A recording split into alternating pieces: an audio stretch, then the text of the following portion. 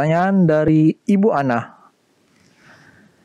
Apakah anggota gereja masih Advent hari ke-7 yang masih makan daging babi bisa menjadi pewaris kerajaan surga? Dengan catatan, mereka rajin ke gereja setiap hari Sabat.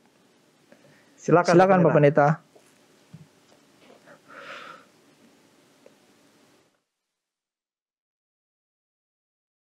Oke, terima kasih. Selamat malam Ibu Ana. Terima kasih untuk pertanyaannya. Apa ada satu pertanyaan atau dua pertanyaan dari Ibu Ana? Kalau untuk yang ada di sini pertanyaan yang masuk kepada kami hanya ada satu Pak Pendeta. Oh gitu ya? Iya. Oke, terima kasih. Kalau tidak salah saya pernah baca ada pertanyaan juga masuk dari Ibu Ana. Nanti saya tolong bacakan mungkin pertanyaan yang kedua. Kalau tidak salah, apakah boleh dilakukan penguburan secara gereja walaupun anggota jemaat tersebut tidak pernah ke gereja selama hidupnya, tetapi tercatat sebagai anggota jemaat? Kalau tidak salah ada. Nanti coba kita akan karena di sini jawab kedua-duanya. Iya, karena di sini ada tulisan. Jadi yang pertama dulu. Iya. Iya, silakan Pendeta. Kita coba jawab yang pertama dulu.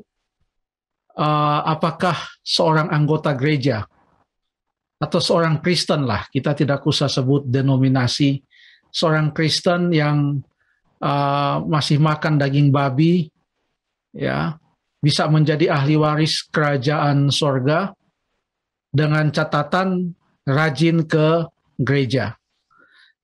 Kita tidak akan bahas lagi mengenai binatang yang haram, binatang yang halal. Dalam sepanjang acara tajam sejak tahun lalu, setiap kali ada pertanyaan tentang binatang yang haram, kita sudah boleh lihat di dalam Alkitab ayat-ayat yang mengatakan mana binatang yang haram dan mana yang tidak haram. Babi atau daging babi termasuk daging binatang yang haram, jadi tidak boleh dimakan. Jadi saya mengerti betul pertanyaan dari Ibu Ana ini, masih makan daging babi tapi rajin ke gereja, apa selamat atau tidak? Atau mungkin pertanyaannya bukan hanya tentang daging babi, tetapi tidak menghormati orang tua, tapi rajin ke gereja. Ya, seperti itulah. Keselamatan itu adalah kasih karunia Tuhan. Menurut Efesus pasal yang kedua, ayat 8 sampai ayat yang ke-10. Kasih karunia Tuhan yang perlu kita sambut dengan iman. Dan iman itu terlihat dari perbuatan-perbuatan. Makanya Tuhan Yesus katakan di dalam Wahyu 22 ayat yang ke-12, aku datang segera dan aku akan memberikan upah, membawa upah sesuai dengan perbuatan setiap orang. Jangan kita katakan bahwa ini adalah diselamatkan oleh perbuatan, tidak. Tetapi yang bisa dilihat dari iman itu adalah perbuatan.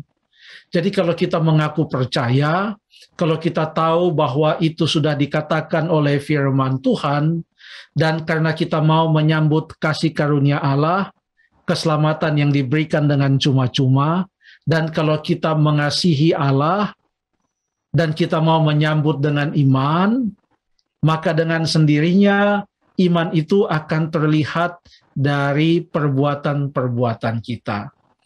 Apakah kita boleh pilih-pilih, kalau yang ini saya ikuti, kalau yang sana saya tidak ikuti? Yang penting saya tekun dalam 2 atau 3 hal.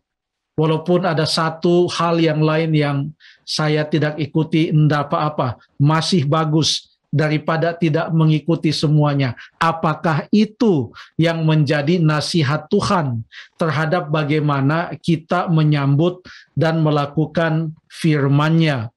Ada suatu sebutan yang Tuhan Yesus katakan pada waktu Ia memberikan suatu pengajaran, dan ini terdapat di dalam Matius pasal yang ke-23, walaupun ilustrasinya di sini adalah perbandingan antara memberikan persepuluhan dengan menunjukkan belas kasihan dan keadilan, tetapi dia punya kesimpulan itu boleh berlaku untuk apa saja.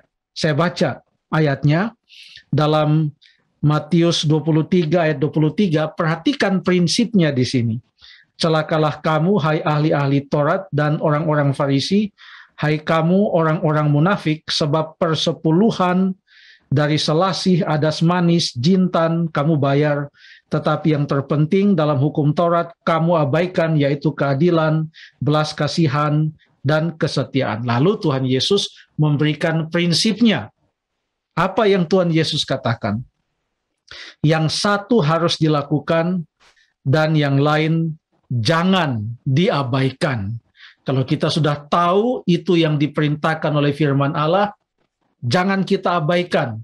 Demi melakukan yang satu, kita abaikan yang lain. Itu bukan prinsip yang Tuhan Yesus ajarkan. Tuhan Yesus katakan, yang satu harus kamu lakukan, yang lain jangan kamu abaikan. Itu untuk yang pertama. Saya ingat waktu saya coba review pertanyaannya Ibu Ana, ada satu pertanyaan yang beliau katakan, saya tidak tahu apakah Stephen atau Edward ketemu itu di dalam daftar pertanyaan yang aslinya. Jadi di dalam pertanyaan itu kurang lebih kalau tidak salah dikatakan apakah boleh dilakukan penguburan secara gereja walaupun anggota jemaat itu tidak pernah ke gereja selama hidupnya, tetapi tercatat selama sebagai anggota jemaat.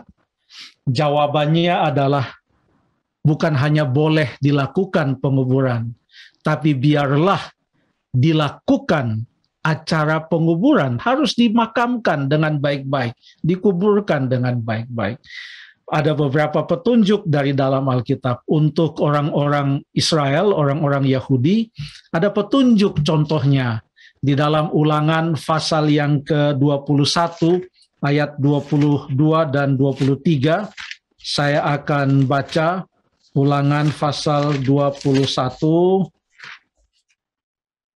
ayat 22-23 mengatakan, apabila seseorang berbuat dosa yang sepadan dengan hukuman mati, lalu dihukum mati, kemudian kau gantung dia pada sebuah tiang, maka janganlah mayatnya dibiarkan semalam-malaman pada tiang itu, tetapi haruslah engkau menguburkan dia pada hari itu juga.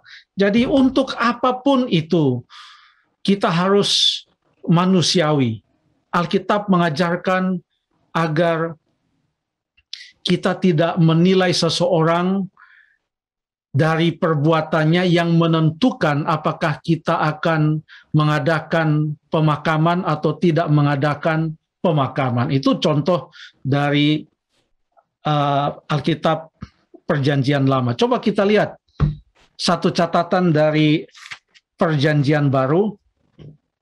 Kita buka Alkitab kita. Saya minta ini Stephen atau Edward tolong bacakan cerita mengenai Ananias dan Safira dalam Kisah Para Rasul pasal yang ke-5. Kita tahu ceritanya tentang Ananias dan Safira. Mereka menipu Roh Kudus. Mereka menipu Allah. Mereka tidak menyerahkan hasil penjualan tanah seperti yang sudah mereka janjikan dan ikrarkan kepada Tuhan. Jadi ayat yang keempat mengatakan, mengapa engkau merencanakan perbuatan itu dalam hatimu? Engkau bukan mendustai manusia, tetapi mendustai Allah. Sekarang tolong baca di ayat yang kelima dan ayat yang keenam. Perjanjian Baru. Jadi setelah Ananias menipu Allah, lalu kemudian ayat yang ke-5, ketika mendengar perkataan itu, rebahlah Ananias dan putuslah nyawanya, maka sangatlah ketakutan semua orang yang mendengar hal itu. Lalu apa yang terjadi? Ingat, dia meninggal dunia pada saat dia menipu Allah, menipu hamba Tuhan. Dia meninggal pada saat itu juga, ayat 6. Lalu datanglah beberapa orang muda, mereka mengapani mayat itu, mengusungnya keluar, dan pergi menguburnya. Jadi dia dikuburkan.